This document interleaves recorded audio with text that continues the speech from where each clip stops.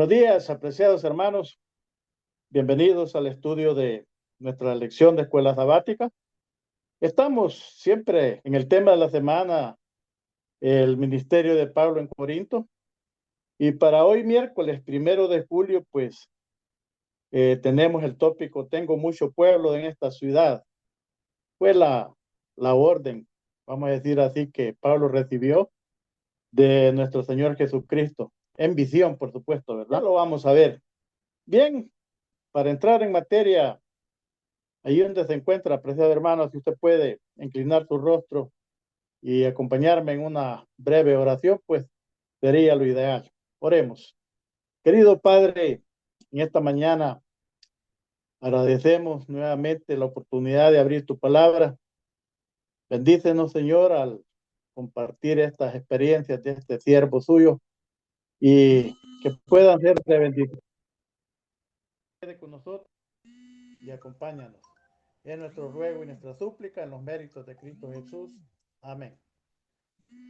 Muy bien. Y vamos a meditar en el libro de Hechos, capítulo 18. Ahí están los textos para esta mañana. Y la primera pregunta a responder dice que ¿cuáles fueron los resultados de la predicación de Pablo? Muy bien, dice que vamos a leer Hechos 18, del 4 al 8.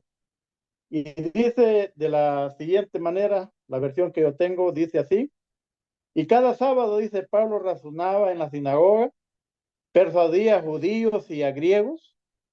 Cuando Silas y Timoteo vinieron, dice, de Macedonia, Pablo se dedicó enteramente a la predicación de la palabra, testificando a los judíos que Jesús era el Cristo. Pero como los judíos se opusieron y blasfemaron, sacudiendo su ropa, Pablo les dijo: vuestra sangre sea sobre vuestra cabeza. Yo soy limpio. Desde ahora me iré a los gentiles. Entonces, retirándose de ahí, se fue a la casa de un hombre llamado Tito, justo, respetuoso de Dios, cuya casa estaba junto a la sinagoga. Crispo, el principal de la sinagoga, creyó al Señor con toda su casa, y muchos de los corintios creían y eran bautizados. Bueno, la obra empezaba a crecer, diría yo, y el haberse apartado de los judíos, el apóstol Pablo, esto lo llevó, como la lectura dice, a una casa de un hombre llamado Tito, justo, dice, y aparte de justo, respetuoso de Dios. Y qué casualidad, ¿verdad? Que la casa estaba cerca, dice, o pegado ahí en la sinagoga, dice, y allí pues Pablo empezó a predicar a los gentiles. Ahí empezó la obra. Y me gusta la parte que dice el versículo 8, que dice que muchos, en primer lugar, dice el encargado de la sinagoga, ¿no? Eh, creyó, y él toda su casa. Y dice que muchos de los corintios creían y eran bautizados también. Muy bien, hermano. Esta es la labor que el apóstol realmente anhelaba hacer y ya estaba viendo resultados.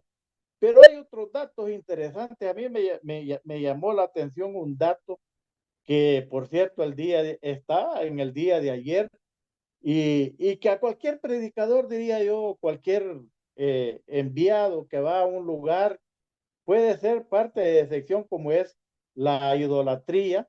Y aparte de la idolatría que había en Corinto, estaba también, dice, eh, ¿cómo se llama? El libertinaje sexual. A mí me gusta este dato que da ¿cómo se llama? Historiador griego, Estrabón, dice, geógrafo, Estrabón, geógrafo, historiador griego, dice, él relata que dice que habían 1000 prostitutas, dice, dedicadas, dice, al culto de Afrodita. Este es un paréntesis, que este dato está en la lección del día de ayer, y era tremendo, era tremendo. Bueno, nosotros conocemos y sabemos por historia también que las ciudades portuarias en aquellos tiempos, e incluso todavía hoy en nuestros tiempos, se presta para eso, para la prostitución. llega gente de donde quiera y eso da, como diríamos, el lugar para que el lugar allí sea apropiado para la prostitución. Bueno, tremendo dato. Imagínense en esos tiempos ya, 1000 prostitutas en esta ciudad. Y bueno, y lo más tremendo era que eran dedicadas para un culto de una diosa, Afrodita. Muy bien, por eso dice que hago así de paréntesis para entrar en lo que vamos a comentar, que esto abona también a esto. La labor de Pablo, dice, entre los judíos de Corinto, no fue, dice, fructífera, como él hubiera querido, realmente, como él hubiera deseado. No tuvo los resultados que él esperaba, ¿verdad? Tuvo, dice, que enfrentar cierta hostilidad e incluso dice hasta odio, dice el actor de la lección, ¿no? La Biblia dice que se opusieron y blasfemaron. Bueno, esto sí ya lo leímos en Hechos 18:6, cuando el objeto, dice, del verbo griego, dice blasfemar, es un ser, dice, humano, significa, dice, insultar, difamar a otra persona. Y eso fue lo que hicieron con Pablo, los mismos judíos, a los cuales él había llegado a predicarles a Cristo resucitado. Muy bien, dice que en estas palabras, dice, pretendían manchar la reputación de Pablo. Bueno, a ver qué fue lo que dijeron, ¿verdad? De Pablo. Allí ya la carta no nos dice, pero dice, y impedir, dice, que tuviera, dice, éxito en sus esfuerzos misioneros.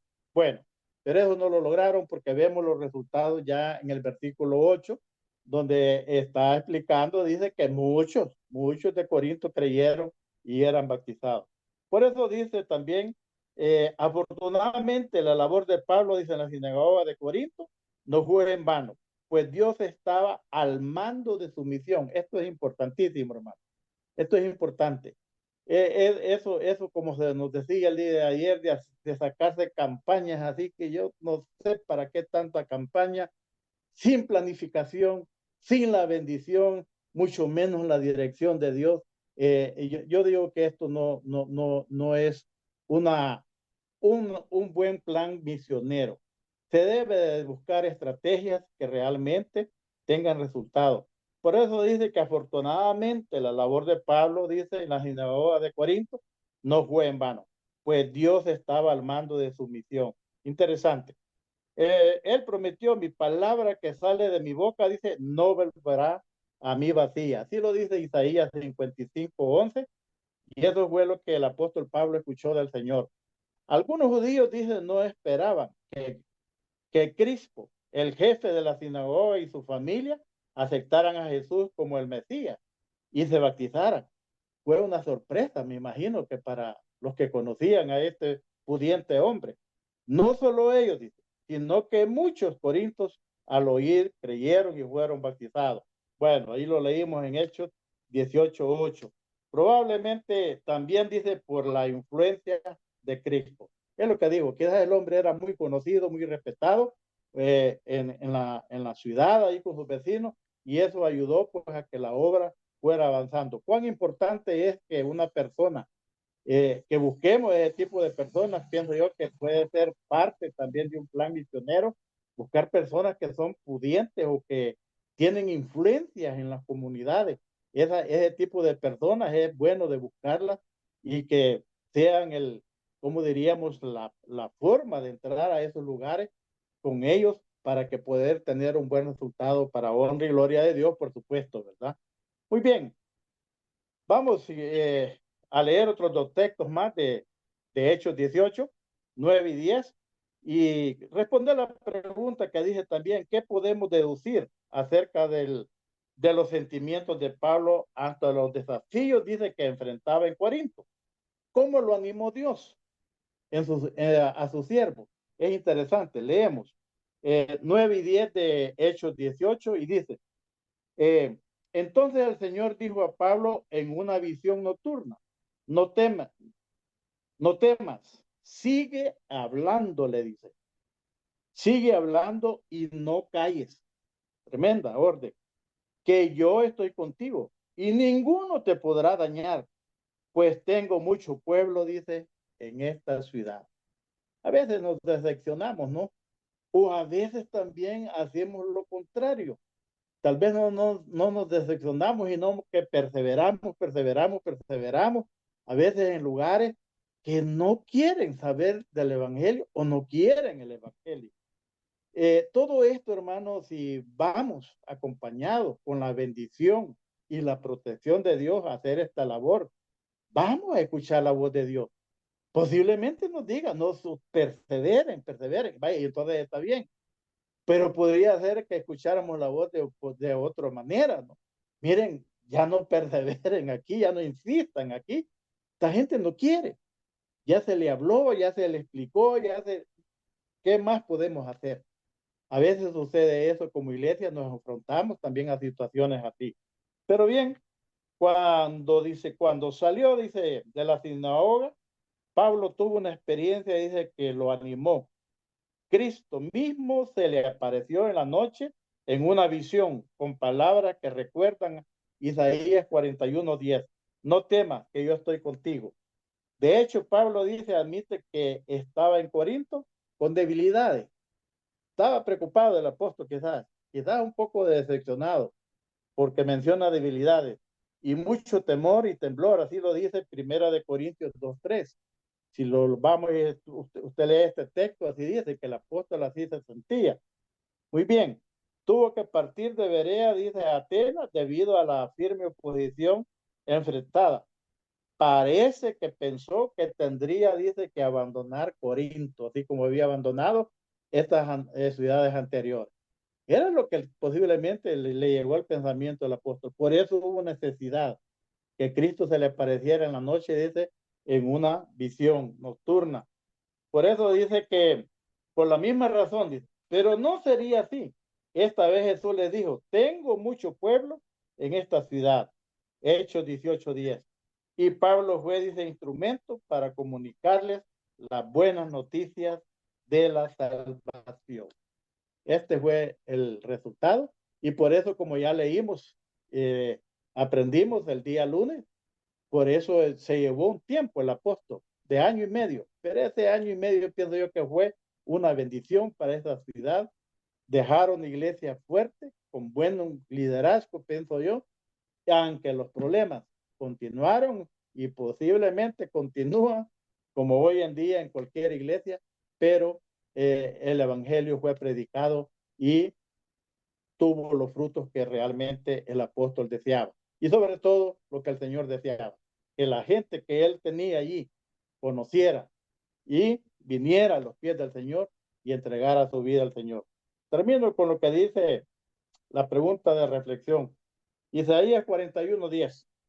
Dice qué maravillosas promesas se nos hacen en este breve pasaje. ¿Cómo deberían, dice ellas, incidir en tu vida, dice cada día? ¿Qué dice Isaías 41:10? No temas, que yo estoy contigo. No desmayes, que yo soy tu Dios, que te fortalezco, siempre te ayudaré, siempre te sustentaré con la diestra de mi justicia. Este es un buen, diría yo, un buen ánimo que le da a cualquier siervo de Dios, que la tarea que el Señor lo tiene o lo ha puesto, que él considera que es el Señor el que lo está dirigiendo en ese momento, hermano, no te preocupes. Posiblemente la estés pasando mal ahorita, pero no te preocupes. La promesa es que el Señor está contigo y si Él te ayudará, te sustentará y te llevará hasta el fin, que veas los resultados que tal vez tú esperas o quieres ver en tu iglesia o en el lugar donde estás predicando su palabra. Que Dios te bendiga, es mi deseo y oración en esta mañana.